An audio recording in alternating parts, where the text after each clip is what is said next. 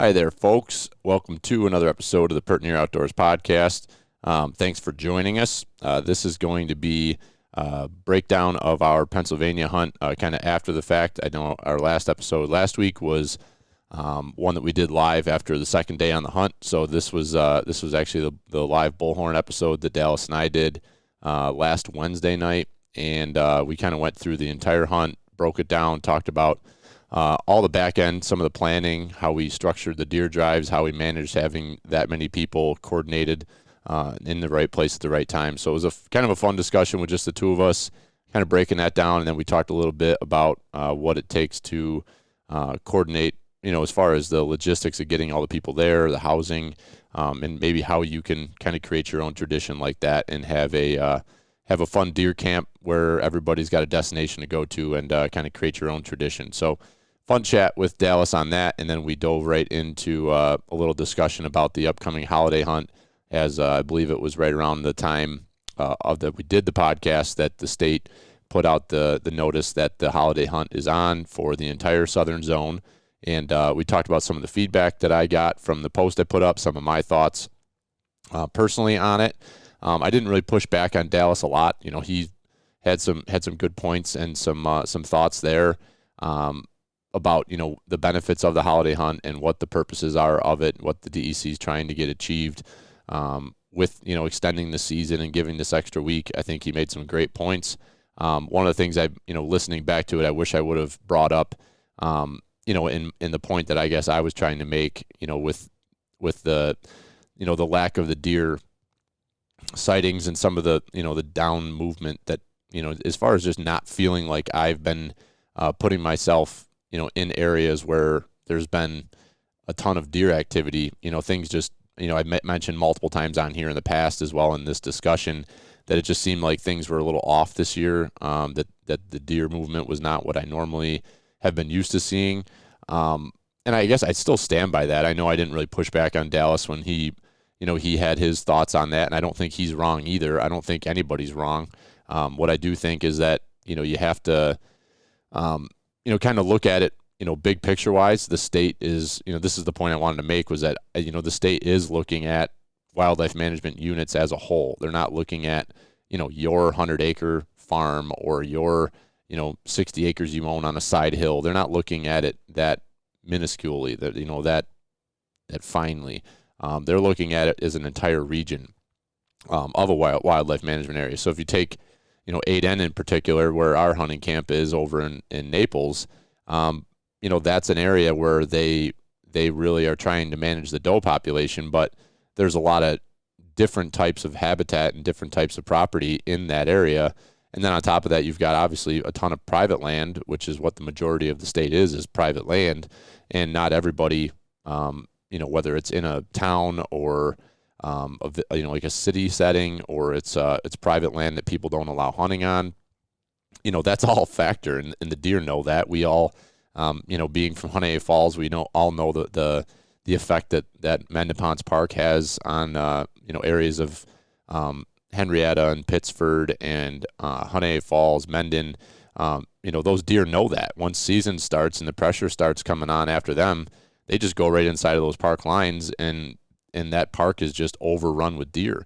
And the same thing happens up in the city of Rochester, and I know it's a thing, with Durand Eastman Park, and you see it, out here in Buffalo and, some of the areas of West Seneca and Orchard Park. The deer know where there is no threat, and that's where they go. So I think that's the point I wish I would have made, and I think that's something that we all should take a look at. We've got these extended opportunities, and look into what your local township has to offer. And it's kind of interesting because on a couple podcasts ago, I did a podcast with Rick Milne, who was running for county legislator, and he was successful in that. I believe I announced that, so congrats to him. But he mentioned that the village of Huntay Falls has a hunting program now that you can get into. You have to follow all the regulations, and you can look into it through the town website.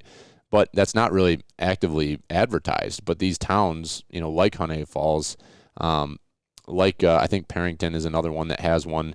They have actual, town-owned property that they allow people to apply to hunt, and they get, you basically get not tags, but you get a permission to hunt those properties, and what Huntay Falls is doing is it's giving, because of inside of the city, the town limits, you're actually able, I believe, to hunt with a bow and hunt on private property as long as you have permission from the landowner, whether you are the landowner or you're somebody else. So, think about those sort of things as we look at what this holiday hunt and this additional opportunity is it's given to us, is that, ask your neighbor if you've got somebody that owns property in these areas, and that there's an abundance of deer and you'd like to go out and try to fill an extra tag or two. Those are areas that they need it, and that's truly what we're looking at when they look at 8H in particular. We're talking Huntay Falls. That's an area that there's a lot of land that gets hunted really hard, and the deer population's probably in check in that corridor or in that block of woods or that farm. But you go a half a mile or a mile down the road into town, and there's just deer out in the middle of the day eating people's bushes. That's not normal. And at the end of the day, that's what the DEC is trying to do, is control that, get the deer herd in check, not in just one area, but the whole management area. Now, is that right? Don't know. I think that's the challenge with having the wildlife management areas, is that it's such a big, vast, diverse habitat in that area that you can have everything from farms to big woods to towns and cities in one area. So I got to imagine that's a massively big challenge for them to handle. How do you manage those areas? And I'm sure there's different techniques that they're using that we may not be aware of to do that. But just food for thought. I think it's an exciting thing that we have the opportunity to go out and hunt here the week between Christmas and New Year's. I'm going to take advantage of it. I'm going to definitely get it, is at least a couple, 2-3 days of hunting in that week. I'm really excited to do that. It looks like the weather is going to start changing here this weekend. We got that wicked cold front. I'm recording this Friday morning. We got that wicked cold front that just came through yesterday, and it looks like we might get a little snow tomorrow. And hopefully we've got a little bit of snow, into the last couple days of muzzleloader here throughout the weekend and Monday, Tuesday. And then it looks like maybe into Christmas weekend, maybe we'll start getting into some cold weather too, which is awesome. So, that's exciting, and I hope you all take advantage of those opportunities. For me, I'm going to get out this Monday and Tuesday. Jimbo and I have the days off of work, so we're going to probably link up at least one of those days and go somewhere. I'm going to chase snow, so if I know that there's snow somewhere, I'm going to try to go get after that. Might explore some new ground and on some state lands, just to go do some hiking, see if I can cut a track and play around like that. And then, like I said, that holiday week, we'll be hunting a few more days. So I guess I wanted to, in that breath, talking about, with what we're doing with the podcast and stuff, I can't even believe it's the middle of the month already. And we've only put one episode out this month, just the way that the month is fallen. And, I apologize for those of you that really, truly, care about whether we're putting out consistent content or not. I apologize for not having more, but it's just been an incredibly busy, between going to PA, coming home, going to Florida last weekend, and feeding them for freaking 36 to 48 hours straight. It was a great time, but I'm, you got to keep everything else in check, and you still got work to do to make sure you're doing your 9 to 5. So that's, I know you all understand, and probably you're in the same boat as I am. This time of year is very hectic and crazy. So I hope you're taking advantage of that opportunity to spend time with friends and family and enjoy this time of year, as well as get out and try to spend a little bit extra time in the woods here, as we got the last week and a half, 2 weeks of season left in front of us. So the plan with the podcast here is we'll probably maybe get something out again before the first of the year. We'll see what happens, and then we'll go from there and get ripping and roaring again after the first, as we get into some season recap, gear discussions, what we liked, what we didn't like. We all ran some new stuff this year, see what people's thoughts are on that. So we've got a lot of cool stuff we can talk about, and hopefully some good value to you. And if there's anything in particular that you'd like to hear, please, if there's any guests, if you'd like to be a guest, or somebody who'd be valuable, let us know, and be happy to go down that path. Let's see. I do want to give an update on the Great American Harvey Whitetail competition. Jimbo and I are tied 4-4. I have not hunted much at all since I shot my buck, so I've got just the 4. And Jimbo shot a doe last Sunday on the farm back in Livingston County with our buddies, and they had quite the day. I think they shot. There's been a lot of deer shot in our circle. Just haven't posted anything up. It's just been so busy, but a lot of deer shot that last weekend. A rifle. I think they shot 7 or 8 deer on their drives that they were doing on the farm there last weekend, and knocked a couple nice bucks down, and a few other guys. I think Uncle Tim shot a buck. Joel shot a buck. Bunch of deer hit the ground. So it was good stuff, and fired up for what that holiday hunt has to bring. So stay tuned. Enough out of me on all that. Enjoy your holidays. Love your family. Be safe. I know this is a weird time. I think a lot of us are done with all this COVID protocol, but I was listening to a podcast last night, or not a podcast, but just a radio show last night, and made me think a little bit about I'm burnt out, I'm frustrated, I'm done with these mask mandates and everything else, but it's also what's it worth this time of year, especially when you're getting together with family. Just be smart. I'm not a mask believer personally. I don't think that that's gonna save anybody's life wearing a mask. That's just my personal opinion, but I'm also not going to be too flagrant with that this time of year, as I'm trying to be respectful of everybody and what they've got going on. And if just be a good person, I think is what it comes down to. Make your own decisions, make your own choices. Everybody should be able to do that. It's a free country, and that's where I stand on that. So let's get into the discussion with Uncle Dallas. I hope you have a good one. Merry Christmas, Happy New Year, and get out there and freaking feed them a few more times.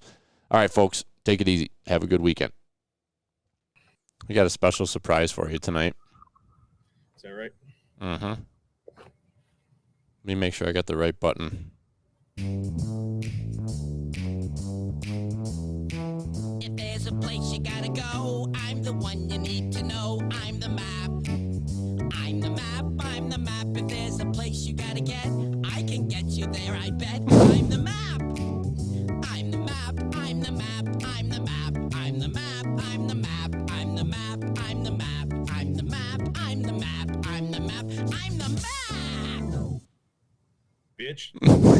Perfect.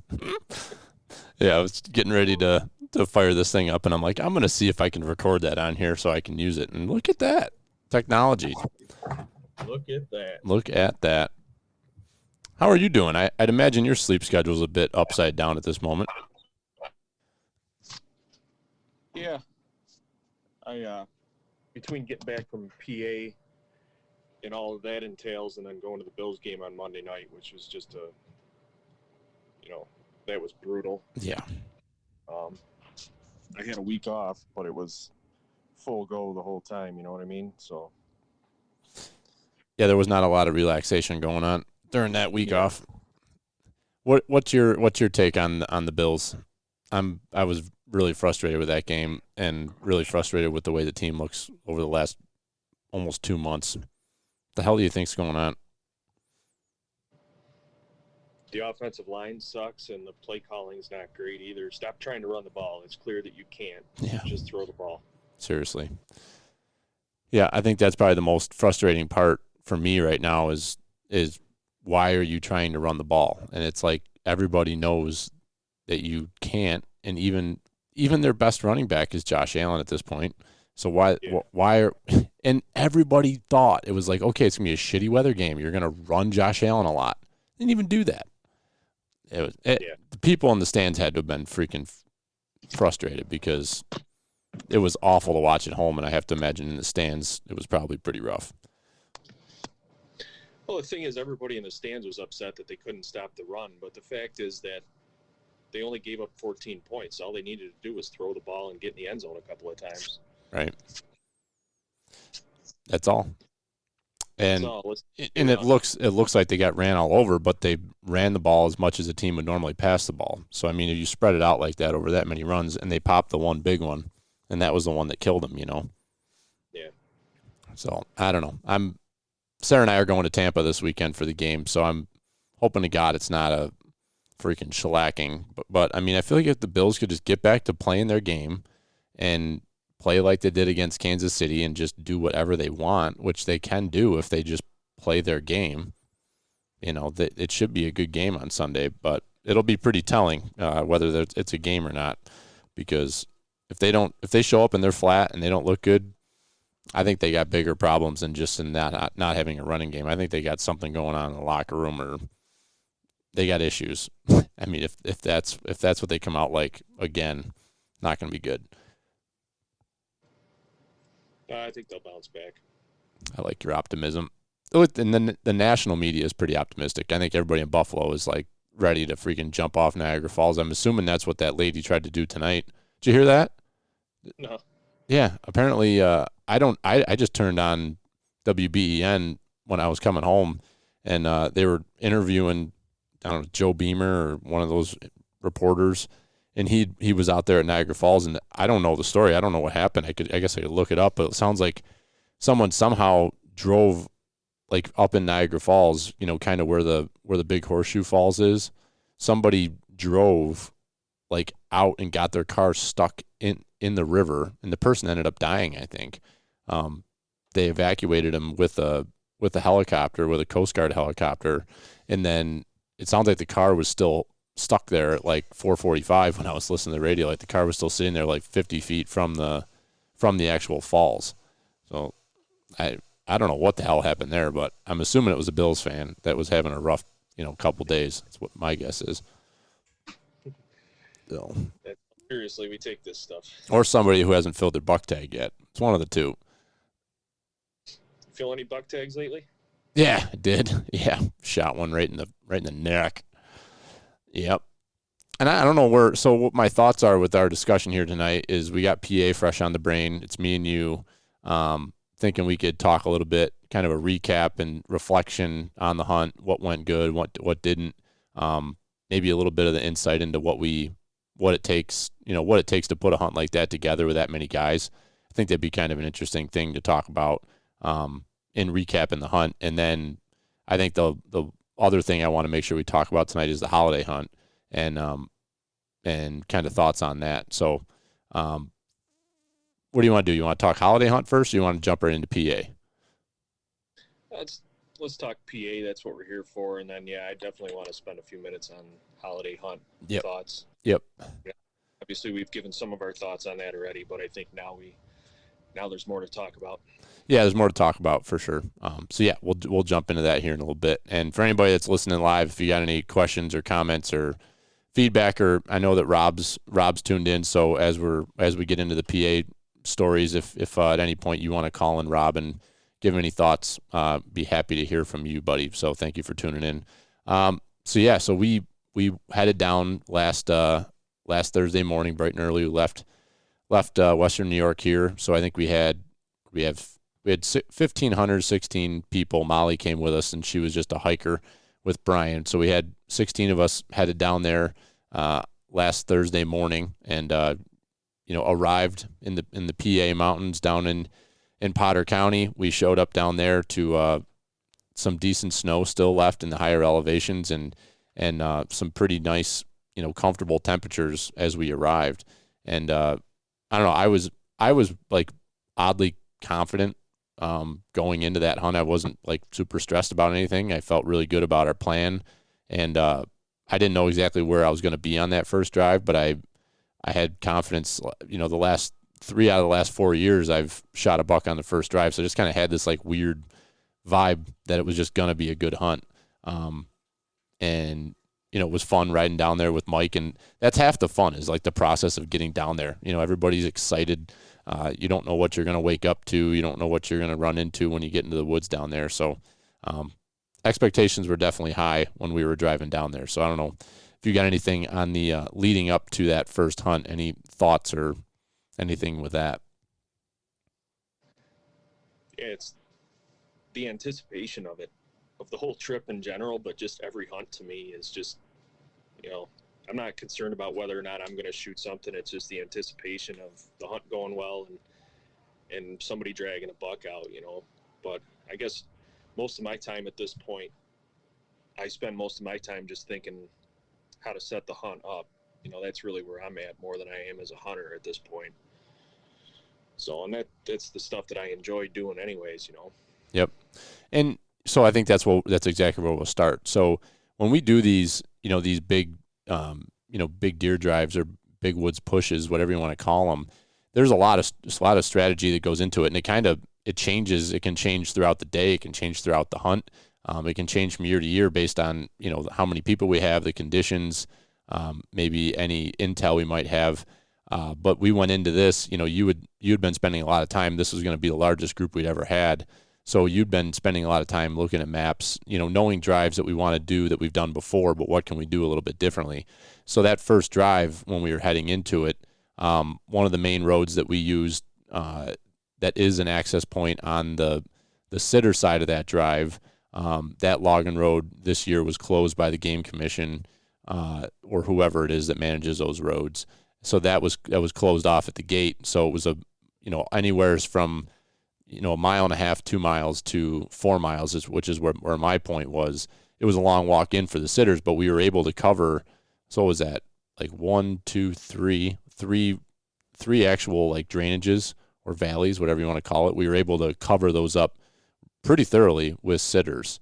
And then you were with the gang that was pushing, and you guys came down a couple big, I guess you guys were covering a couple valleys doing that, right? So you guys had a plan to come down. We were both starting at essentially the same elevation. You guys were pushing down into the valley and then back up each one of those fingers or drainages, and we were all set up and positioned, whether it be out ridges or on points, in spots with decent visibility. That's kind of what we're trying to do when we do these drives, is that we've got, everybody knows where they're supposed to be. Well, everybody knows where they're supposed to be. Some people, we've got a couple rebels that like to wander a little bit, but that's another point.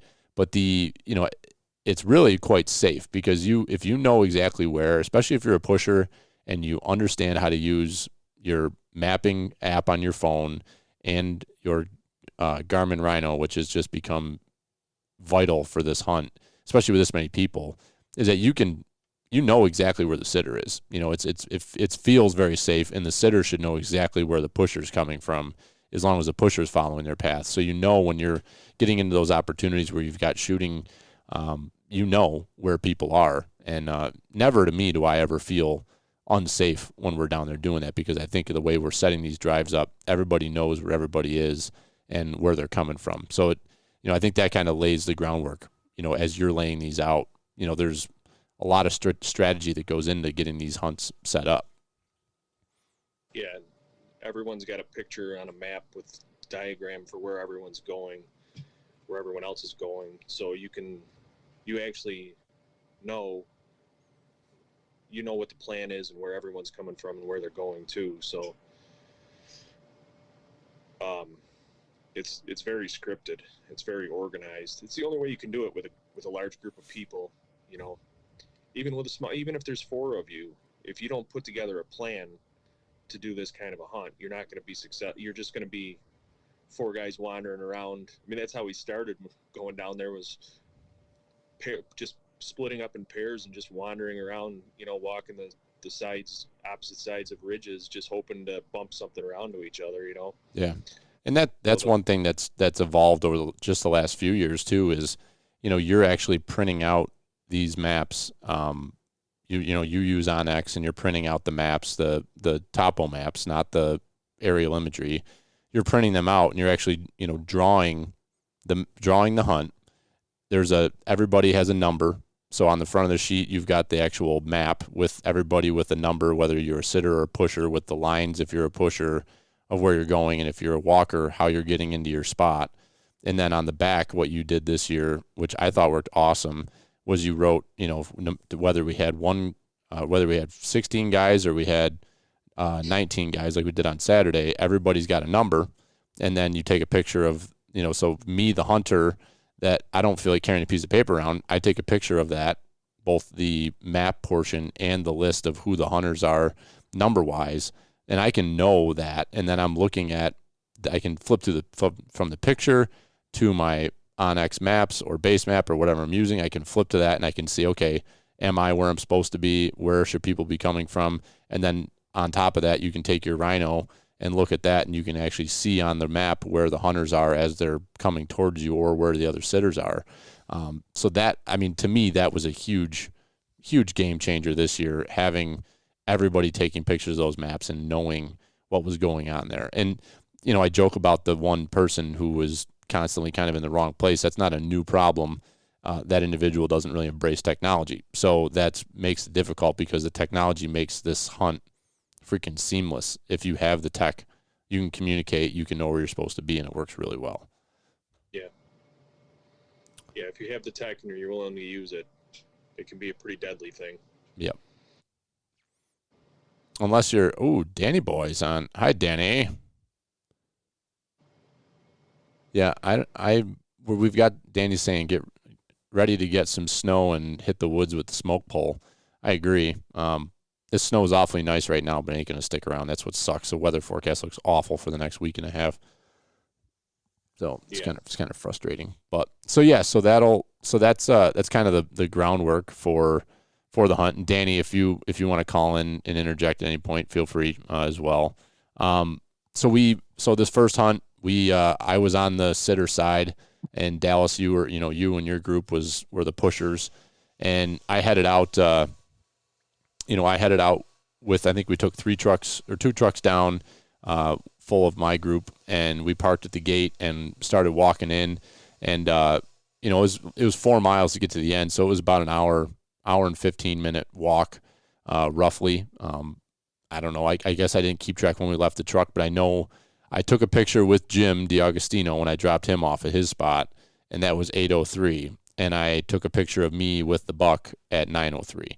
So it was an hour difference between when I dropped Jim off and when I shot my buck, and there was not a whole lot of time between when I got to my spot and when I shot the buck. So yeah, I scooted along that top ridge there, along the logging road, and several of the guys, Jim and Brad, AJ, those guys knew where they needed to go, so I didn't really have to do much with them. But this is his first year hunting with us, so I had to get him set. Pete, I had to point him in the right direction, and then I had to beat feet because I was the last guy and had the furthest distance to go. And it was a long ass ways from the spot where Brad and Jim both have shot their bucks the last few years. That's a longer walk than I remember it, getting out there, especially like walking alone and just trying to get there. There's a lot of freaking ground to cover.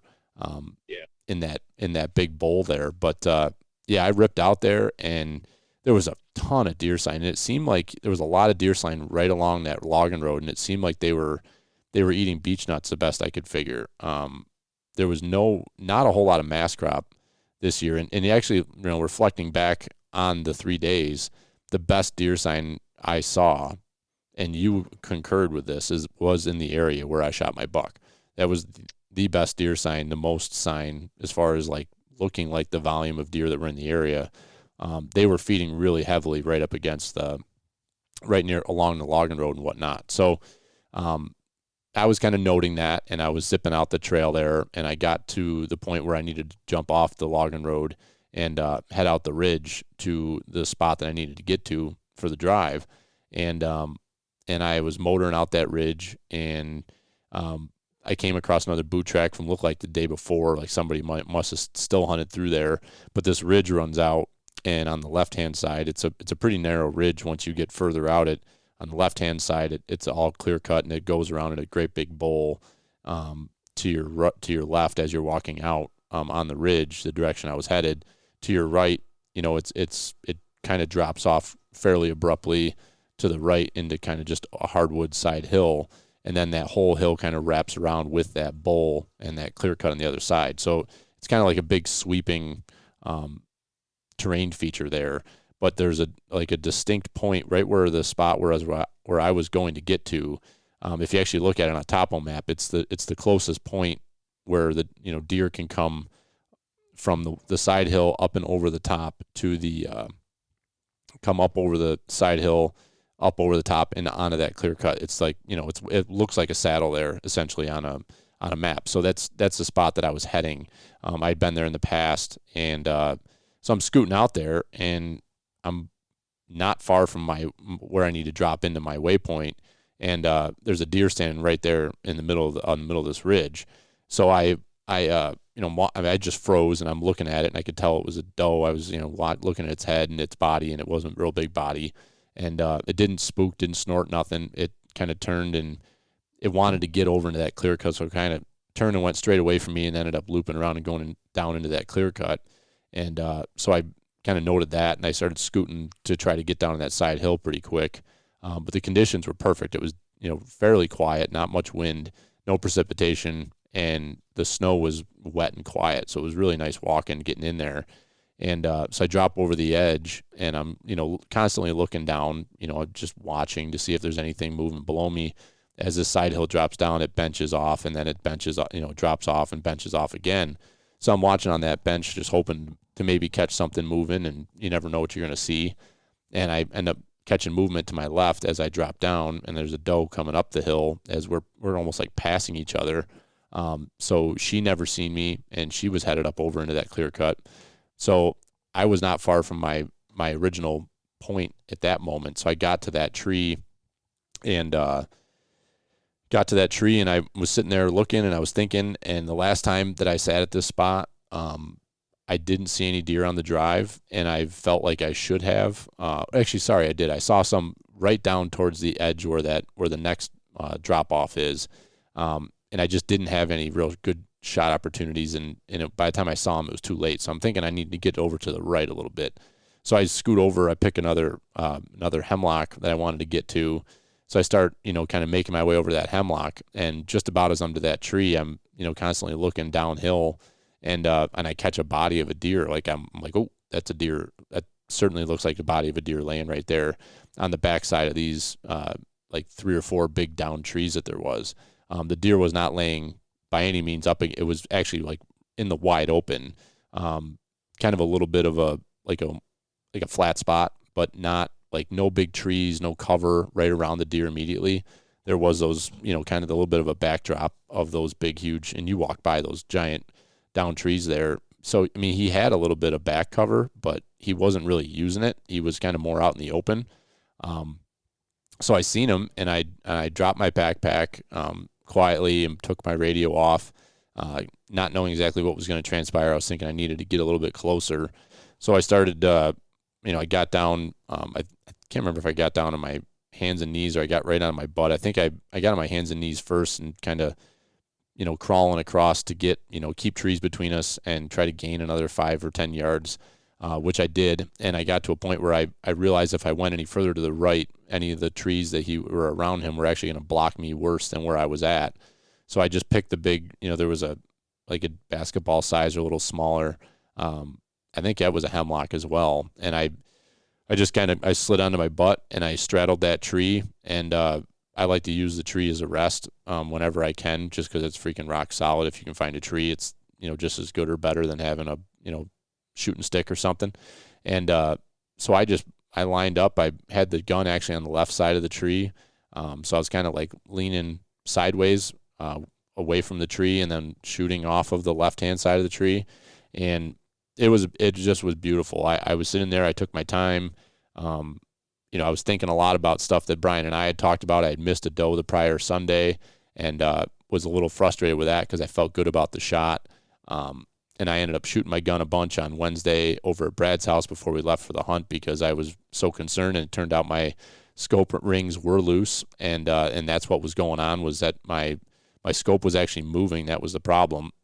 So I was getting a lot of high shots and inconsistent high shots. So I was very confident in my gun because by the time I got done shooting at Brad's, I was in the bullseye at 100 yards.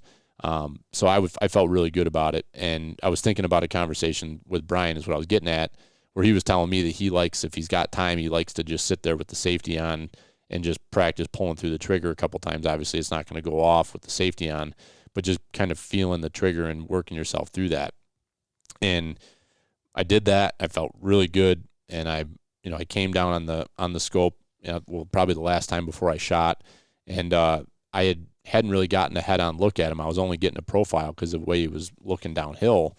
And he right before I went to shoot, he turned and looked uphill towards me. And I seen how tall he was. He's not wide. He's like 14.5 inches wide, but he's got nice long tines. I think his 1G2 is a little over 9 and the other one's just under 9. And I immediately saw brow tines. I knew he had G2 and G3, and he was tall. And I was like, okay, you're a shooter. And so I actually came down, I was ready to make the shot, and I started pulling through, and actually the trigger was not breaking. I got an AccuTrigger, so you kind of have that like that the original trigger pull, and then you hit the actual trigger, and then you got to pull through that. And I was sitting there pulling, and it wasn't going off, and I actually let off the trigger. I was pretty fired up about that because it's not something I've normally been able to do. So I was pretty calm and aware of that. And I came off the scope. I turned to the right, let out some deep breaths, kind of relaxed a little bit, came back in on it, and all I had to shoot at was basically his front shoulder forward, and I didn't have much shoulder to shoot at with the trees that were next to him or in my way. So I put it right in the middle of his neck and squeezed through the trigger and shot, and he just flipped right over. Not even flipped over. It just dropped his head to the ground and started kicking. So I racked another round, put the safety on, ran down the hill in case I needed to have a follow-up shot. I didn't have one where I was, and I ended up getting down there, and he wasn't going anywhere. Right through the center of his neck. I'm assuming I think I broke his neck if I remember correctly when I was taking care of quartering him up. But I mean, it couldn't have been a better shot, couldn't have been a better situation, and never would have expected that I would have had the opportunity to shoot my best Pennsylvania buck in his bed on the first drive as a sitter. I never would have expected that. It doesn't happen very often. You're not shooting at a running deer when we're doing that stuff down there. So it couldn't have been better. And then to have, I had about an hour and a half, almost 2 hours before you guys got to me, but it was really cool to have you and your dad be the two people that just so happened to be on that end of the drive that came up to me, and you guys helped me finish quartering it up and pack it out, and that means a lot to me. I respect the hell out of you guys, and you guys have become a huge part of my life, and to have a hunt come together like that on a great buck, it was pretty cool to have you and Bob there to help me celebrate that and finish off that little shooter bottle of whiskey and pack that thing up and out of the mountains. It was pretty cool. Yeah, that seems to be how it's working out lately. Last year's same deal where Ryan shot the buck, and I was the only one that was near him and came down and helped him. So it's kind of funny how things like that work out a lot of the times. Yep, it is.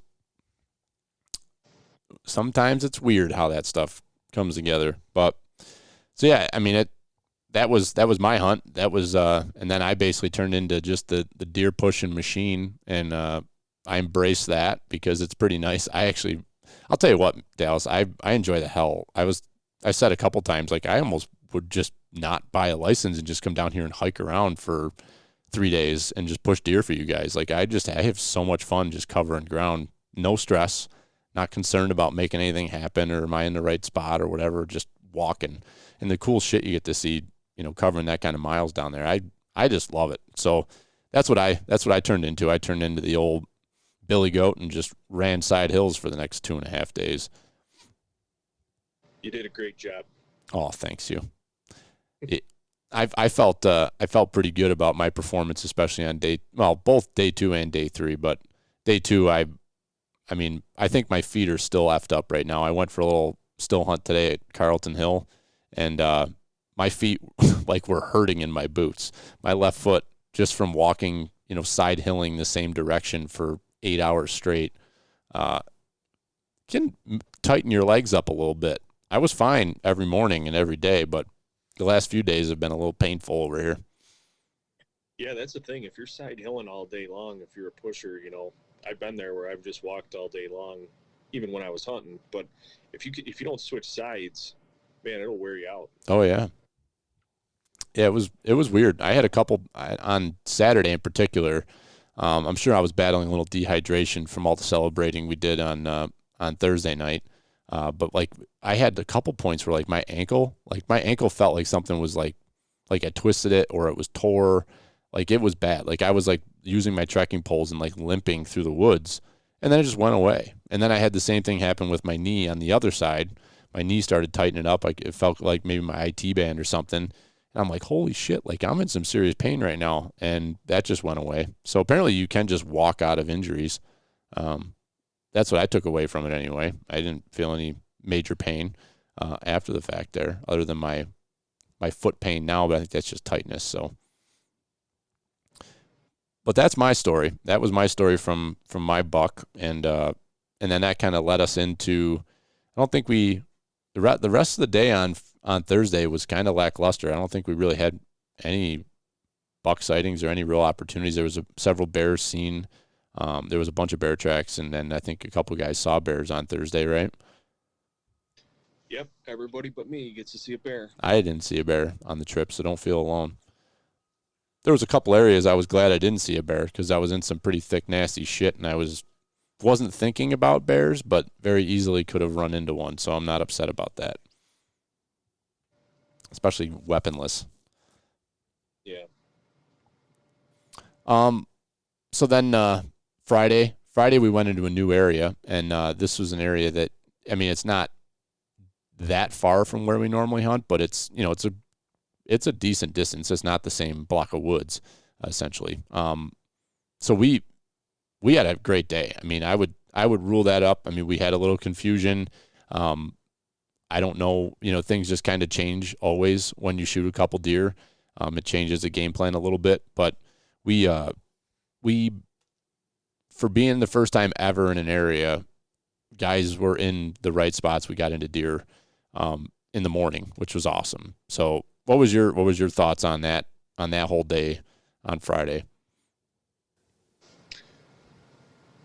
I mean, we went into a new area and basically did a big scout. We covered a large amount of ground and, essentially a big scouting trip. And we came out of it with 2 bucks and a bunch of deer sightings. So I think the stuff that we hunted in the afternoon maybe wasn't as good, but it was one of those things where we came up with a good plan for the morning and executed it and killed 2 deer.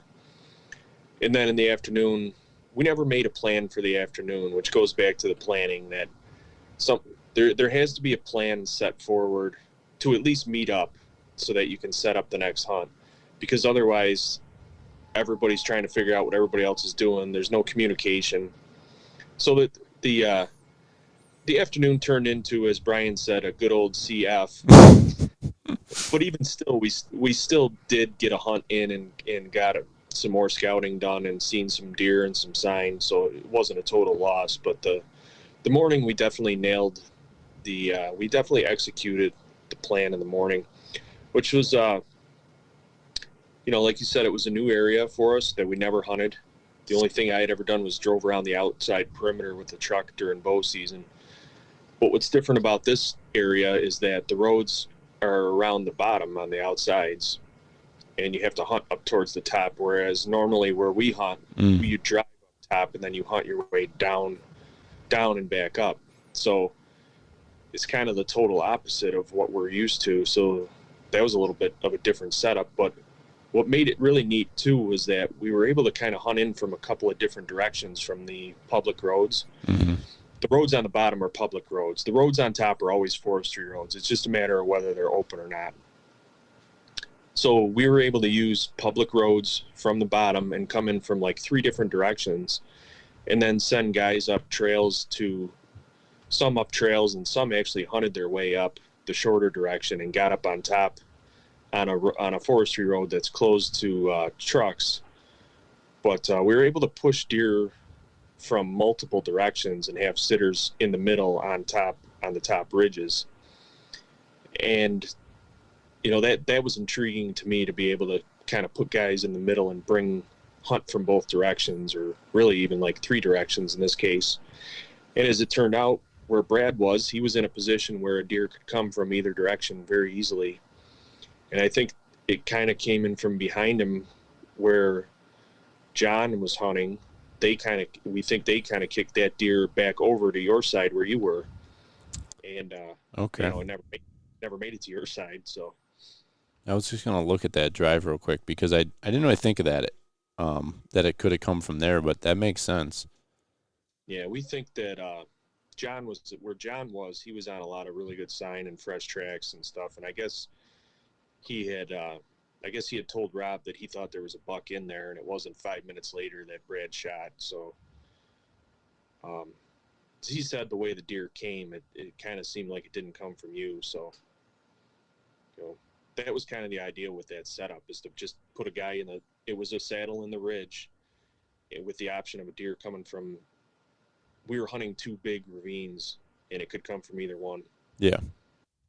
That spot, you didn't actually get to where Brad was, did you? No, I was the next guy north. I was in the next saddle north of Brad. Okay. That spot Brad was in was freaking money. Like, yeah, not surprised because I came around, I bumped a lot of deer. Like AJ and I were pushing a lot of deer back and forth between the two of us. And by the time I got around towards Brad, I'm like, man, I can't believe there hasn't been any shooting yet. And then I was straight across the valley from him, and the deer actually didn't come from, like you just said, he didn't come from me. He came from me or AJ. He came actually from the other side. So that was awesome. He laid that one down, and I was right there to get over there within minutes of when he shot him. And then I continued on, and I ended up going past Jim, and then I continued across and got into, that's what's so cool about going to an area you don't know. Like, I didn't know what I was going to walk into. I ended up coming across this side hill that was just past where Jim was, that was just loaded with buck sign. There was buck rubs. There was tons of shit and decent track. At this point, there was no snow, but I could still see in the imprints in the leaves. And then I got to the point where I was coming up on that clear cut, where Crispy was, and I didn't know there was a clear cut there. And I'm following these tracks, and then all of a sudden there's like two really fresh sets of running tracks, and they were headed right into the clear cut. And so AJ was positioned on the bottom, and I followed the tracks in, and Crispy was set up in the middle of that clear cut. There was like one open little creek bottom that kind of runs up into the middle of that clear cut, and he was in a sweet spot there where he had some decent vantage point. And man, I was in there, and I could smell, I don't know if you heard me on the radio or not, but I could smell the buck in there. And yeah. And that was cool. I think I've had that happen a time or two before, but man, it was freaking pungent and strong, and the wind was in my face as I was coming into the clear cut, so I could, I'm guessing that I was fairly close to that deer, and he was just kind of staying in front of me. But that was really cool. And the sign inside of that clear cut reminded me a lot of some of the stuff that Steve Shirk showed us when we went down with him. Just it looked the same, as far as these open spots inside of the clear cut, where he's gotten on to finding good buck beds where they're hanging. It just had everything. It was the right age. It wasn't too young or too old. It was just a freaking perfect clear cut. And then that's what I ended up getting all the way through that thing. Never physically bumped a deer until I was almost out of it, and then Chris shot his buck. So whether his deer was whether I bumped it, AJ bumped it, no idea. But that buck doubled back and actually doubled back through the drive, and that was something I learned a lot. I was telling Jim D about this. In hindsight, should have had him stay right where he was until we were done with the drive, because I didn't know what we were walking into. I didn't know what was ahead of me. But several times during the hunt this past weekend, guys that were sitters who were already passed by the walkers ended up having deer, circling back. And we've seen that before. It's not a new thing, but a lot of times you see the pusher go by and you're like, I think I'm done. Or what else could possibly happen? Well, there's a very good chance that especially a buck is going to double back on that drive and try to get behind you. So that's what Crispy ended up having happen. That was pretty cool for him. He's been hunting down there with you guys for a long time and never shot a buck. So that was awesome to see him connect. Yeah, I was happy for him, for sure, because it's, we talk about this a lot, but it's the same 6 guys that get 80% of the deer all the time, Yeah. And of course, the first 2 deer we kill are you and Brad, and that's the same. That's 2 of the same 6 or so people that have killed most of the deer. So I got to believe without saying it, some of the guys have got to be like, Jesus Christ, when's it going to be my turn? So it was cool to see Chris capitalize on Friday morning.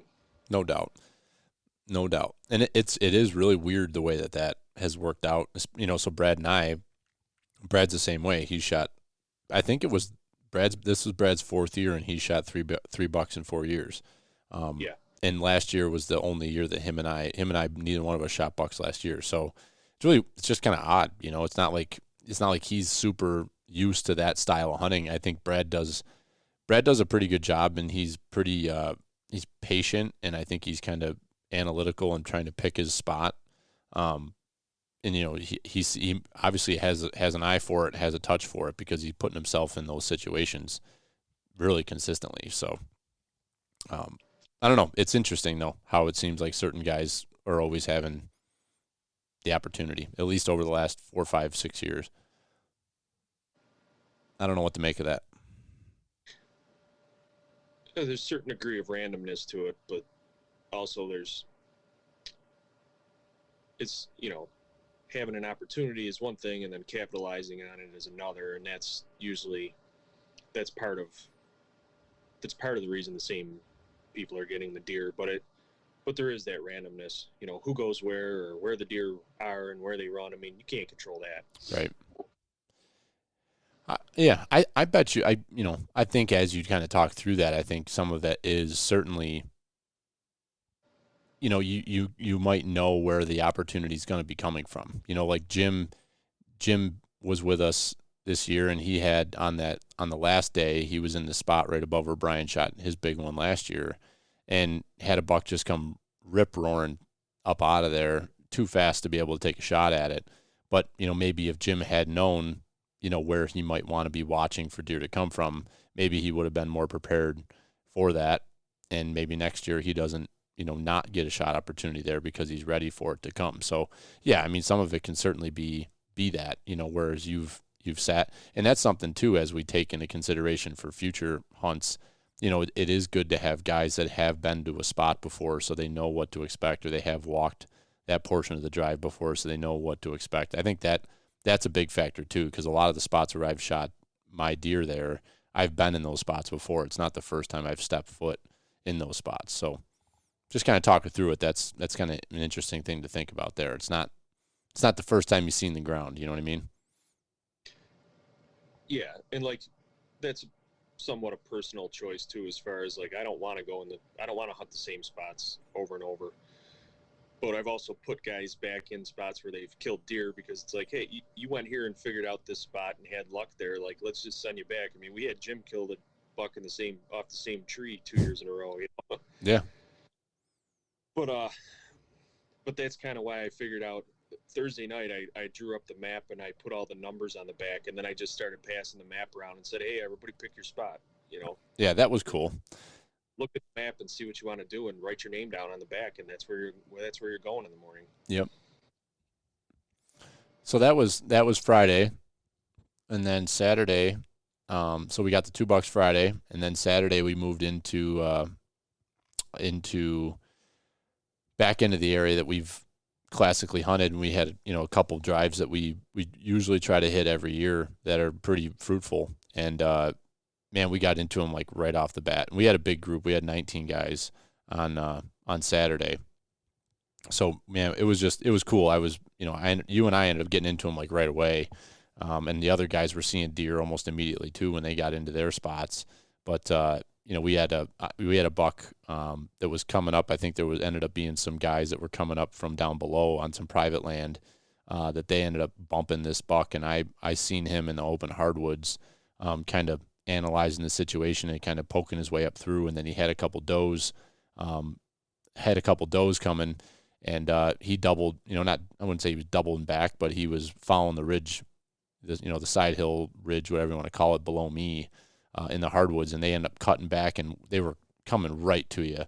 And I think they ended up going a little bit above you. You ended up getting a shot at the buck, but to no avail, right? So did they go a little bit above, between me and you, elevation-wise on the side hill? Is that what they ended up doing, and then cutting back?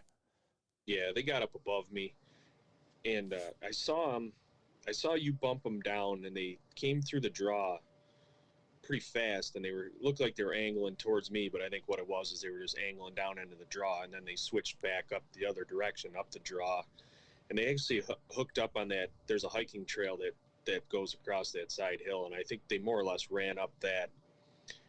And I saw the buck coming, and if he was a for sure shooter buck, I'd have been on him faster, and I probably would have killed him. But I had to analyze whether or not I wanted to shoot at the deer.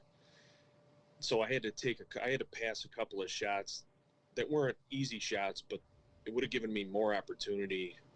And I put 3 on a side, and I couldn't decide whether or not, even still that I knew he was legal, I still wasn't sure if I should shoot him. And, I had the safety off, and I had one more where I thought there was one more opening. So I decided that it was a now or never situation. And I guess that's when my brain turned off and my second nature kind of kicked in, and I pulled the trigger.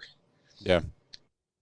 So didn't end up, we did find 2 drops of blood after about a half hour worth of looking, but after following the track and circling, me and Chris circled for, we spent almost an hour on it total. And I was kicking myself the whole time, because it's like, now I'm holding up the hunt, we're circling around, wasting time, wasting energy. I got Brian holding up on the other side of the ridge. I almost was glad that it was, I don't know what exactly happened, but we went back later, you and I, and looked again, and we're fairly certain that it was, I don't know if we just didn't find any hair, but I don't know if I gave him a flesh wound or something. But in the end, I was kicking myself, like, I've shot enough deer there that I don't need to shoot the first legal buck that comes through. I thought he might have been a little bit more than that, but I really should just be holding off until I see something that's a no doubter as far as I'm concerned. Right. So, in the end, there was a lot of excitement there. We had deer running all over the place. It was pretty cool. Before that, there was 3 doe that came down. They might have been some of the ones that we kicked first thing in the morning. They went up the other side and smelled Brian or heard him or whatever.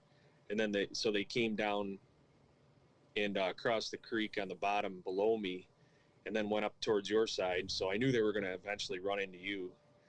So like 10 minutes later, around the same time that you saw those other deer, they must have spotted you and turned around and ran back down the same spot. No kidding. This time there was 5 instead of 3. Went across the creek in the same spot, and then didn't go up towards Brian. They must have wrapped around the other side of that ridge. So I think we had all morning, I think we had like 2 or 3 doe groups that were just like ping pong balls in that whole big area. They were just bouncing around all over the place, and we just totally had them surrounded. If there had been a big buck in there, he'd have been dead for sure. You've been in trouble. Yeah. Whether the guy got him or the next one. So that was a pretty cool morning there. It was. And that was a gorgeous day.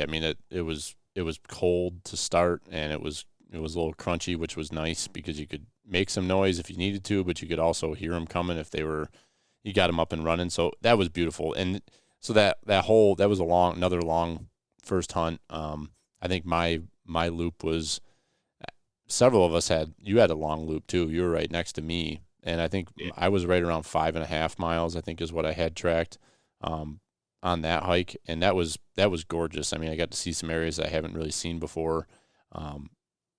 So was a little bummed that we didn't have anything get knocked down on that drive, but everybody was seeing deer and like all the way up and basically all the way to the end of the drive. And that was something that we saw in just about every one of the hunts we did. Was it wasn't over until the walkers were essentially to the trail and standing with everybody.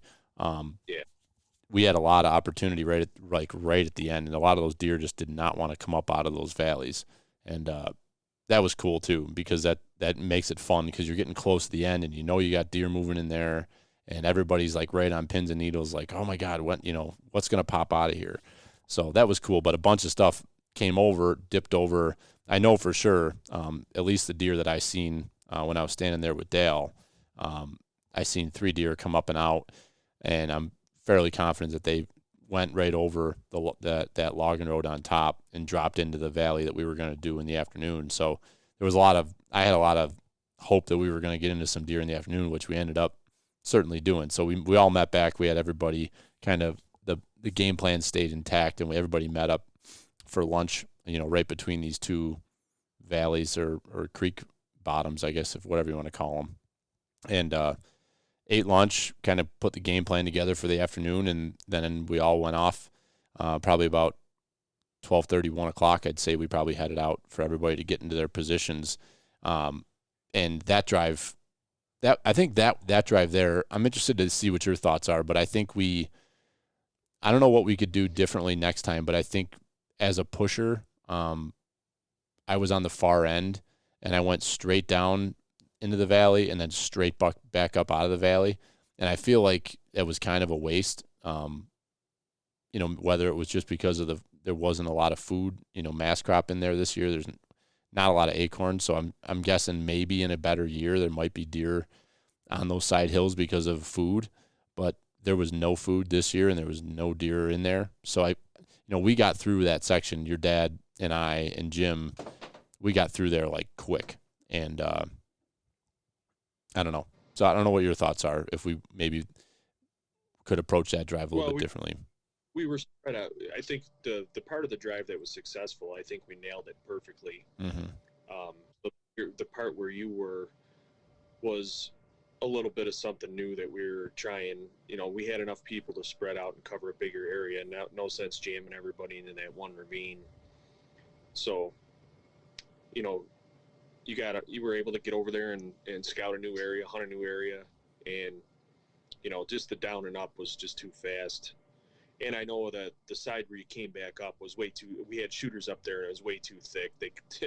The deer would have had to run them over to shoot them. So that half of the hunt was not. That didn't work out. But the other half, where we used to push that one down to the bottom, and now we went back to the method where what we did basically Thursday and Saturday. All of our hunts were put sitters up on top, and then walkers on the other side, so there's a big valley in between you. So then we would walk down steep side hills to the bottom, and in that way you try to push deer off of those steep side hills and down into the bottom. And then when they cross the creek and go up the other side, you hope that they run up into those ravines where we have sitters up top. Then when you get into those ravines and you put pushers on both sides, you try to push them up through those ravines to the top, and then you have shooters all around there. So you're trying to dump them off one side and kind of stack those areas is what you're doing. Mm-hmm. You're trying to stack deer as you can into those ravines, drainages, whatever you want to call them. And once you get them in there, they're in trouble. Yeah. If there's a shooter there, he's gonna have a hard time getting out of there because you got them surrounded. Well, and that's what ended up happening. We had our opportunity to get a big one, and that's exactly what happened there. And on Saturday afternoon, wouldn't that have been something if we shot another giant on Saturday afternoon? So we had our opportunity. Yeah, I think we saw 5 or 6 bucks in the morning on Saturday, and 4 or 5 more on Saturday afternoon. And it's possible that 1 or 2 of them had come over from the other side, so maybe they weren't repeat. But I would say we saw at least 7 or 8 bucks on Saturday, and at least 4 of them were shooters. Let's say 3 of them were legal, and 1 of them was a big boy. Yeah. So unfortunately, he wasn't in my crosshairs. But that's what we all say. I feel bad for Jim. Did he ever shoot his gun? No, there's nothing wrong with his gun. We figured out what happened. Yeah, it was his scope caps, right? His scope caps kept his bolt from coming back far enough because his caps were turned, and he was able to eject a shell but not push another one in, and he did that twice. Mm-hmm. So his follow-up shots at the deer went click, but I think he was having a hard time. He wasn't feeling well. He was exhausted. So I don't think he was operating quite at full capacity to begin with. But then on top of that, he hasn't done as much of this type of hunting as we have, and with the bolt action rifles especially. So I don't think he understood what happened until we explained it to him later, and that he was firing. There was no there was no bullets in his chamber, and he was pulling the trigger and it was going click, and he didn't understand. Yeah. You know, they were trying to blame under the ammo, but there was no ammo in the gun. Essentially, is what was happening. It was all in his magazine still. So Yeah. it's unfortunate. That's the kind of shit that happens there. You know, it's crazy how you can make it all come together, and then right at the end something goes wrong. Yeah. Like that. You know. I mean, I had that happen. I have that happen sometimes where I get where I rack I'll shoot and then you rack around real quick, but if you don't come out, even without having anything restricting your bolt coming back, if you don't get that thing all the way back and grab that next bullet and shove it forward, you're not getting that bullet cycled. But I've also had it where, was it the second buck? No, it was the first buck I shot down there, that right there, right near where Brian shot his buck last year. Man, I was a mess. I was freaking racking bullets. I had bullets I hadn't even pulled the trigger on yet that were flying out of my gun because I was like so excited that I was getting the shots, and this buck he's hit and I'm trying to put him down, and it was like I was freaking racking clean rounds out. It was classic. I was going back to back. What's that? That's awesome. That just shows how exciting this shit is, though, you know? Oh, yeah. And it's deer hunting and having those opportunities in general is super exciting. But then take it from, imagine how excited you can get when you're hunting your back 40 in Western New York, and then amplify it by 10 when you get down in the mountains in Potter County, and, you're miles from the road and hundreds of feet below where you started, and all of a sudden a buck comes running up through, and you're like, hey, this is my shot, this is my chance. Like try to keep your composure and your shit together for long enough to get that deer on the ground. It's easy. No, it's not. And your heart's racing half the time because you're climbing and you're working hard. Yeah. So it's a totally different game, but it's addicting. Like I've said it several times. I said it to you guys. I was on with the guys from Antler Up the other night on their show telling the story, and it's like it's my favorite hunt. It's my favorite hunting right now. I just cannot get enough of it. I don't want to sit in a tree stand. Like, I'm sure I'll get to October 1 next year and I'll be like, yeah, I want to sit in my saddle or sit in a tree stand, but not right now. Not for the rest of the year. That's not anything I want to do. I want to be out with you guys, running ridges and looking over the side hill to try to find something bedded or, help bump something to somebody, It brings up a point that I wanted to make at some point, whether it's today or on another conversation that we were talking about having on the podcast. But it's like, I think a lot of people pigeonhole themselves into one type of hunting.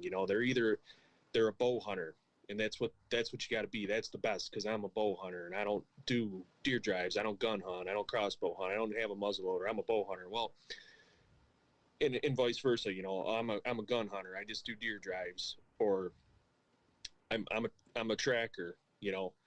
Like I think a lot of the population only does basically one kind of hunting, and they might dabble in some other things, but our group fully embraces every type of hunting there is. We're in a tree stand or a saddle on October 1st hunting, and we're hunting early season, bow season, the rut. We're hunting with the traditional opening day stuff.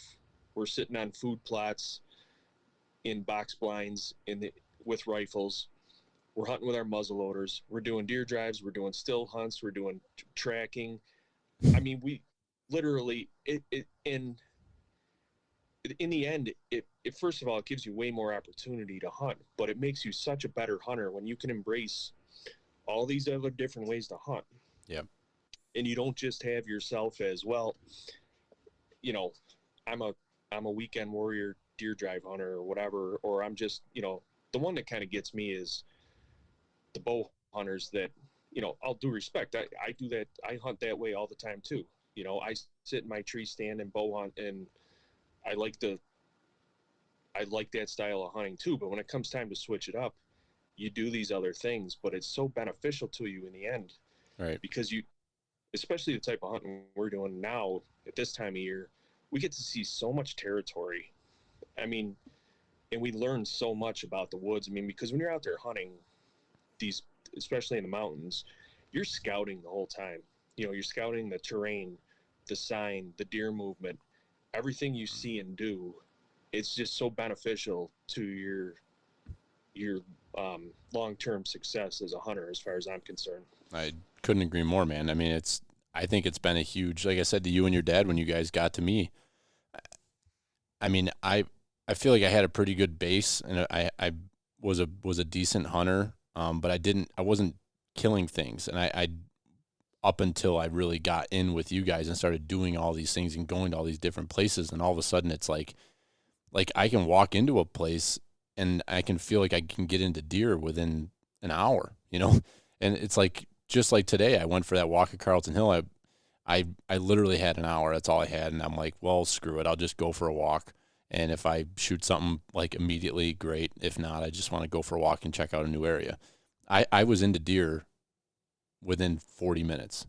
And it's like I just picked a spot on the map and said, well, I want to walk this area. It's got some decent topography.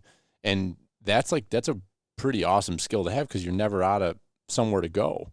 Like anybody that says, oh, well, hunting sucks this year, I don't have an opportunity, or I lost access to my lease, or the farm got sold that I hunted. It's like, so are you just going to hang it up? Like that's it? You don't care about hunting that much? Because I'd be trying to find what's the nearest piece of public I can go to, or is there, you know, that's where my mind goes immediately. It's like we don't have a ton of stuff right immediate to Buffalo. You got to drive south, or you got to go up north. You got to go east. You got to get away from Buffalo. But man, you get over in the Finger Lakes, it's like I'm not concerned at all about finding somewhere to find deer. You know, like when the gun comes out, that's where all my confidence is. Like I'm gonna go get on deer and do what I do. You know, bow is a whole nother ball game, and you know I could probably be a better archery hunter if that's all I did. But I also love doing all of those things that you just listed. Like I could go do deer drives on a farm, or I could be sitting on a ridge waiting in a pinch point. Like it's so much fun to have different tools in your toolbox to be able to make it happen, because you're really never out of the game if that's the case, you know, as the season changes. And the different styles give you a lot more opportunities too. You know, when one thing's not working, you go and do something else, you know. I mean, if I'm sitting on, you know, like, let's say like archery hunting, you know, I've become a lot better at that over the years. You know, that was something I struggled at, but just, I know for a fact that just all the other type of hunting that I do has just made me such more of a well-rounded hunter that I feel comfortable in any situation, whether it's, you know, an early October afternoon bow hunt on private land on somebody's back 40, or it's in 250,000 acres of public land in Potter County. I'm comfortable no matter. It doesn't mean I'm going to be successful all the time, but I'm just comfortable doing whatever it is, you know. Mm-hmm. And it makes it fun, because it's like, as the seasons change, you know, like as the rut, I know a lot of people get depressed when the rut is over, or when the rut's starting to wind down, because they're like, my season's over. You know, I hunt October and November until the rut dies down, and then I never have any success after that. Well, me, I don't care. No. I'm just going to shift styles and do something else, you know? Yeah. It's on to the next. It makes you a better hunter every year, all the time. Yep. Trying new stuff, whether it's in new places or in the same places, just doing something different. It is so valuable. So yeah, it's a great point, Dallas. I'm glad you brought that up. And, that could lead us into the holiday hunt discussion, but is there anything, I guess, before we get into the holiday hunt discussion, any thoughts for anybody, any other, I guess, closing thoughts on PA? I got a couple things I was going to say on that. Yeah, go ahead. I was just going to say, you know, as far as doing this camp, I don't know. I'd have to go back and look. I'm thinking this might be 7 years I've gone with you guys, 6 or 7 years at least. But man, it's like we have our family bear camp that we do. We have our family deer camp that we do. But it's like the Adirondack bear hunt that's a destination. That's, you know, getting out of town, and going to a place and going and doing some adventuring around in the woods. But man, like having this deer camp tradition that we've got built now, you know, you guys have had it in your family, this has been your thing for 20 plus years, but now now I feel like we've kind of taken that whole thing to another level with the volume of people that are coming, and it's just incredible to have that. I mean, everybody hears about, the deer camp traditions and how much fun it is and this and that. It truly is. And anybody can do this. I guess that's the point I wanted to make, is that this is not unattainable. Like, you can go and find, whether it's anywhere, whether it's Pennsylvania, you go any state and you could do this. Where there's a decent amount of public land, you could do it here in New York, up in the Adirondacks. You could do it in the Finger Lakes. You could set up a deer camp, but you don't have to own property. You don't have to own a camp. We're doing Airbnbs, and I wouldn't want to do it any other way. Like, we have beautiful accommodations, pretty affordable when you divide it up amongst all the guys. And, well, not pretty affordable. $140 for a whole weekend is extremely affordable for housing. So it's like, I just encourage anybody that has any interest in doing something like this, just get a couple buddies together and get a tradition started. And next thing you know, you'll have people knocking on your door wanting to come with you because you see how much fun you're having doing it. Yeah, and you don't need 15 to 20 people like we have. I mean, No. we did it with 4 for years, and we were killing deer. I mean, we'd usually get 1 buck every year, but man, we'd come out of there and we'd be thrilled with that 1 buck that we got on 3 days of hunting with 4 to, if we had 6 a couple of times, 6 was a lot of people. We were excited about that. So you don't need the big group. I mean, the only reason our group grew the way it did, I mean, back in the day, I used to beg people to come with me. I'm like, hey, we need more hunters. This place is awesome. And nobody would ever do it. I mean, you were one of the first ones that kind of opened up the door and was like, you and Tard, you guys are like, hell yeah, I'm in. Yeah.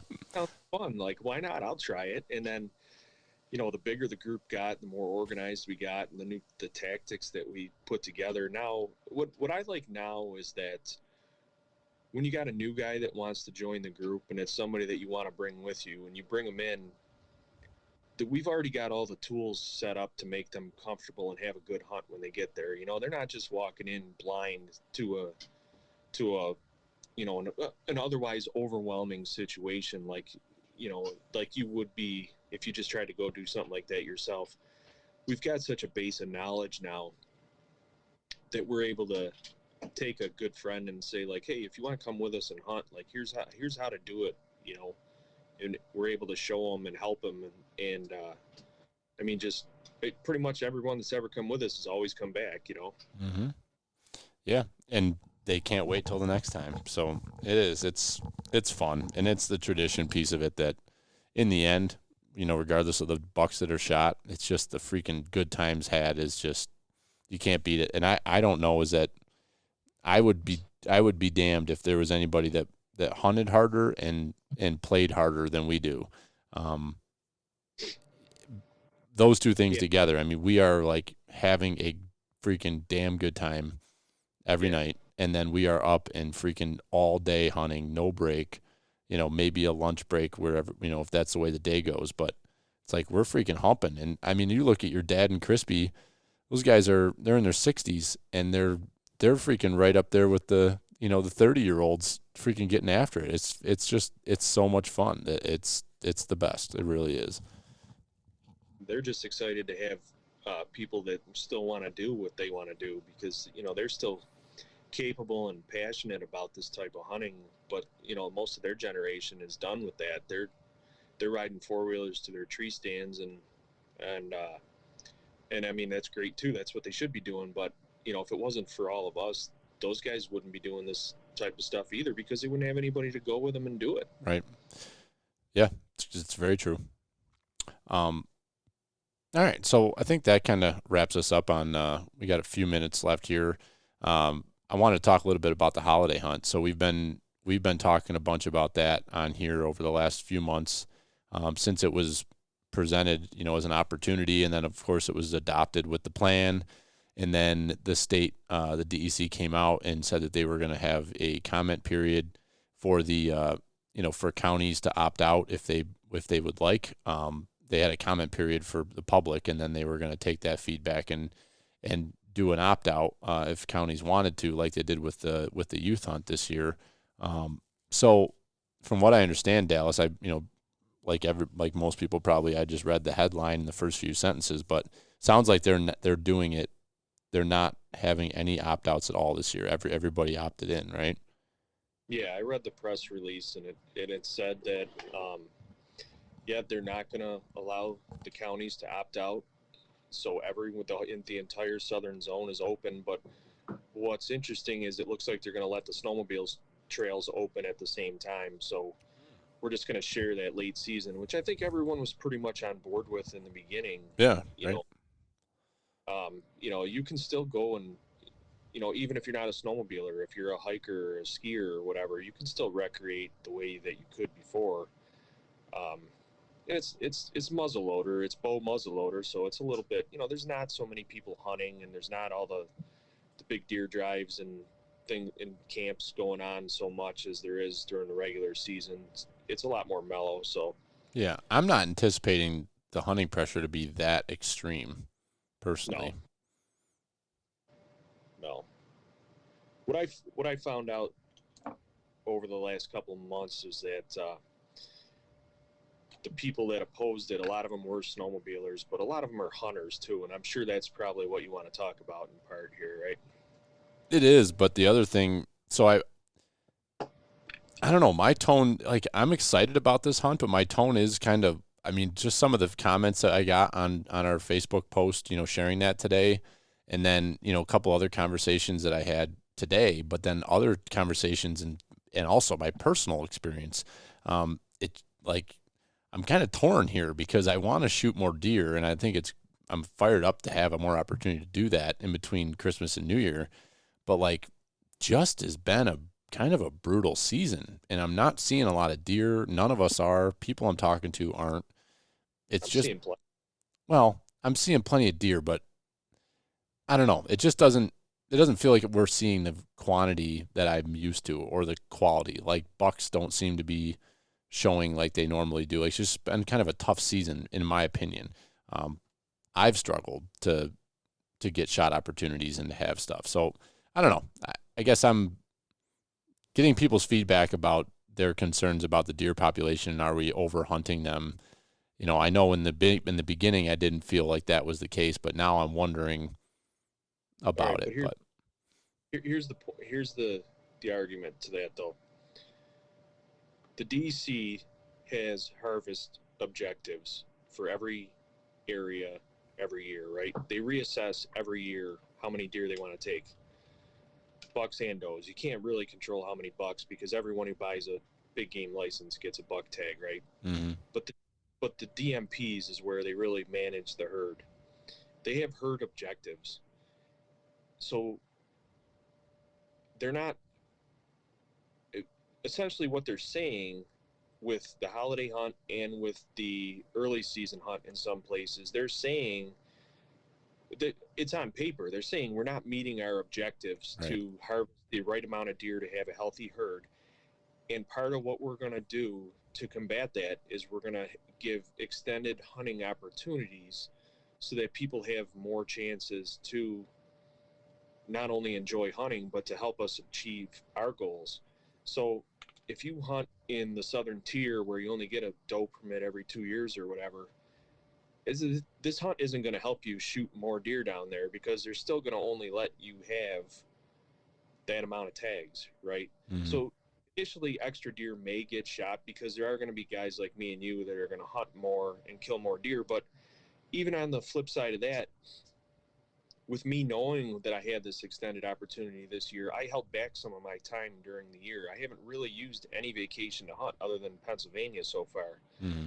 Part of the reason I do that is because I know that I like to hunt that late season, and I know that I can be successful. So I'm holding back, and I've talked to other people about this too. We're planning on spending more time hunting in that late season than we were earlier because we know that we like that and we can be successful there. So it's really about, in the end, even if more deer get shot this year, that will reflect in next year's harvest objectives. So, like I said, they're really, what they're trying to do is target these higher population areas where they have the need. Wyoming County's not as much as like Erie, Niagara, Genesee, Finger Lakes areas, a lot of those, where they have an abundance of deer. They have overpopulation problems. Yeah. So they're still just trying to give us more opportunities to target. And they're also giving more hunters more opportunities. Kids are a big thing they're going to be off from school that week. College kids are going to be coming home from school because they're off that week. Out of staters, somebody just pointed it out to me last night. If you got family out of state and they come in for, say, Thanksgiving or Christmas or both, maybe they come in Thanksgiving weekend for 2-3 days and they don't feel like it's worth buying a big game license and paying the out of state fee. But now maybe they're going to come in for 5 days for Christmas. And now they're saying, okay, well, now I've got that 4 or 5 days for Christmas. And maybe I've got a couple days for Thanksgiving too. Now it's worth pulling out their wallet and buying an out-of-state license. Right. No, so that's a good point for sure. It really comes down to more opportunity. And like I said, if you live down in the southern tier where you only get a doe permit every 2-3 years, how many extra deer are really going to get shot down there? Yeah. Little to none. Right. Yeah. Yeah. That all makes good sense, Dallas. I mean, I don't know. I guess I get all this negative feedback, and then it's like, are people just negative, or are they, where is that coming from? But then on the flip side, like a couple of people I replied to, it's like, if you don't want to hunt your property, then don't hunt your property. Like if exactly. I'm not gonna go to the farm, I'm not sure that I'm kind of on the fence whether I want to shoot a doe on the farm this year or not, because we've already shot 5?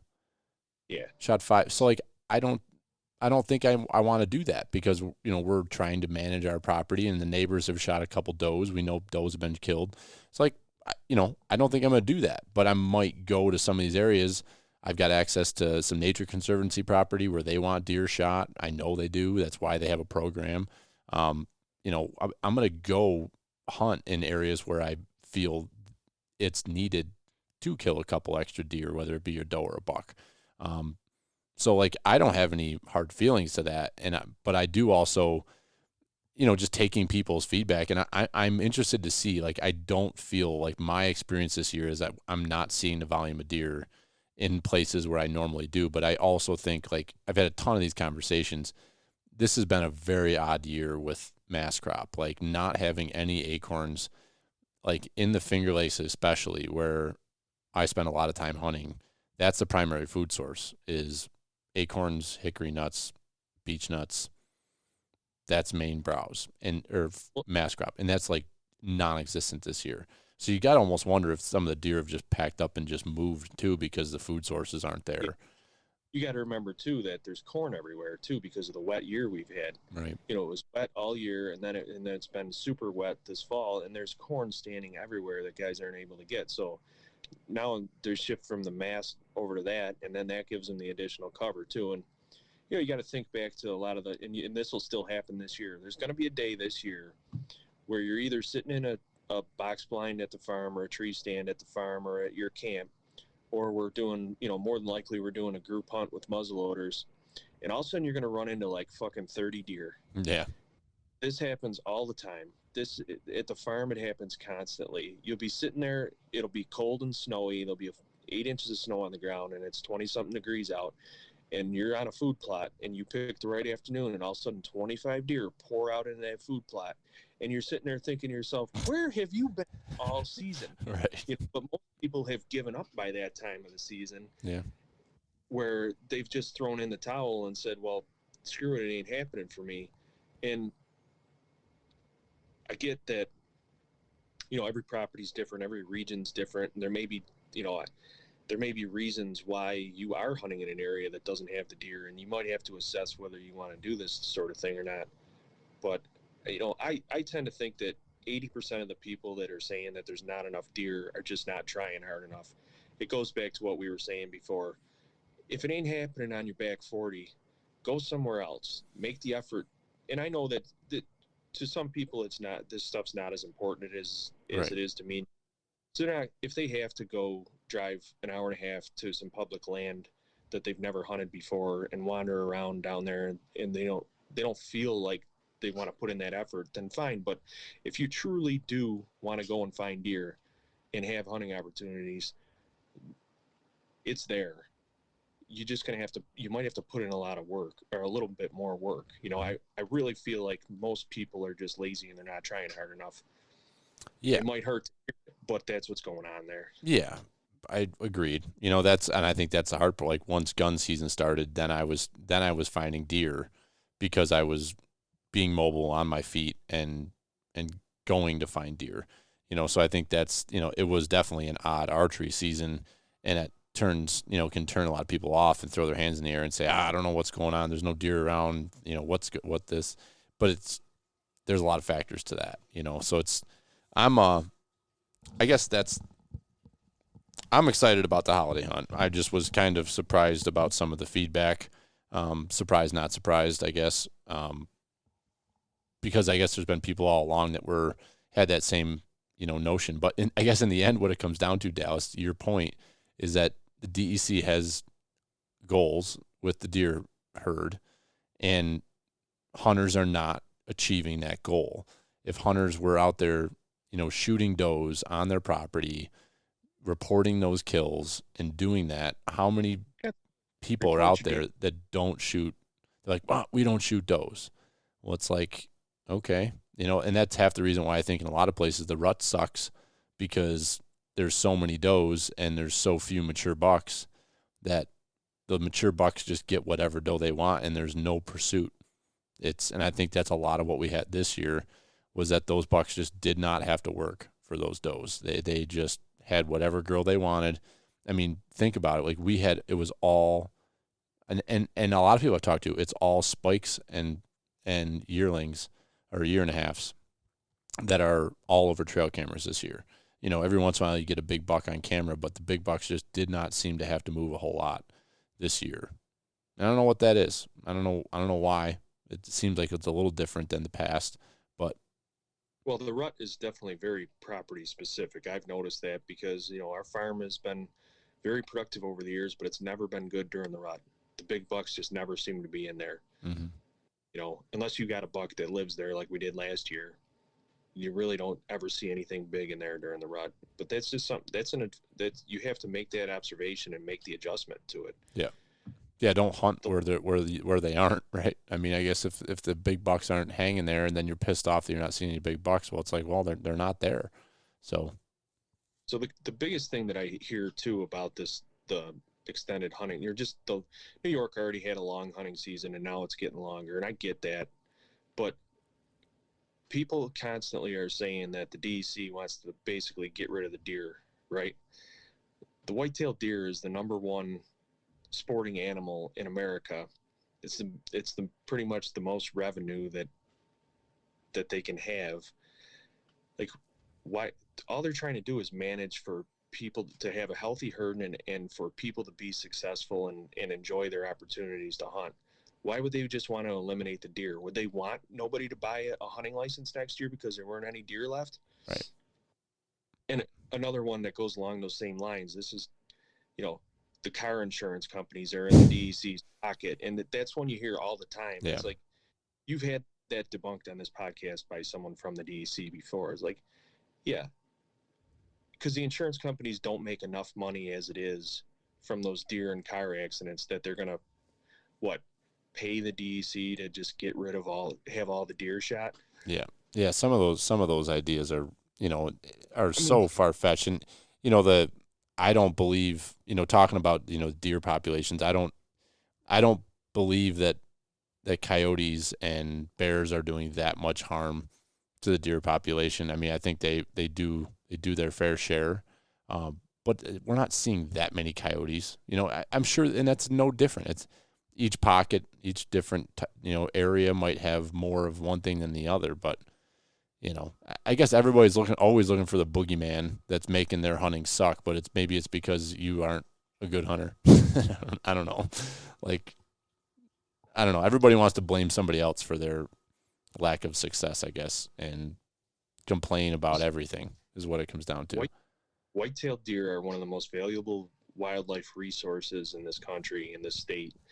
There's no incentive for the managing agencies to want to eliminate them or to reduce the population so much that people don't want to hunt anymore. Yeah. We've talked before, overpopulation of deer is unhealthy for everyone. It's unhealthy for the herd. It's unhealthy for the landowners. We've talked a lot about that. It's bad for, they're eating the understory down to the point where they can't have fawn survival. They'll eat the turkey habitat away. They'll, grouse, pheasants, all those things. They all are negatively affected by overpopulation of deer. Yeah. Yeah. And I guess it's kind of one last thought in closing on this. Like, this is something that I was thinking about today when I was starting to get some of this feedback. And I think that's one of the reasons why you get so much negativity about people, about the deer plan and what New York's trying to do. It's like, it seems like you very rarely ever hear from them. Like, they don't talk directly to the people. It's here's a 75-page document. Here's our plan. There's no nuance to it. There's no discussion about why they're thinking this or why they're thinking that. I know that there's explanation in that, but who's really sitting down and reading 75 pages and then what's the backstory on that? You know what I mean? Like, I would love to get somebody on here from DEC that would talk about that and explain the process and why they're thinking what they're doing, because I feel like that'd be so incredibly valuable for people to hear it from the source and not, from the guy down the street or some jackass named Billy that has a podcast. You know what I mean? Right. Exactly. No, we're not the experts on this. I mean, No. I'm repeating all the things that I've read and heard in the past before too. I mean, but I'm at least trying to be educated about it. I read this stuff. I didn't read all 75 pages of the deer plan, but I did actually read through a lot of it. But they released the deer plan and they released a highlight page, all the bullet points about it, about their objectives. They had a video that was out on social media doing an overview of it. They want the information to be out there. I think if you contact someone, I think they'd be happy to share more, and then we could sit down and really ask them the hard questions or put the myths out there in front of them and let them debunk them. Yeah.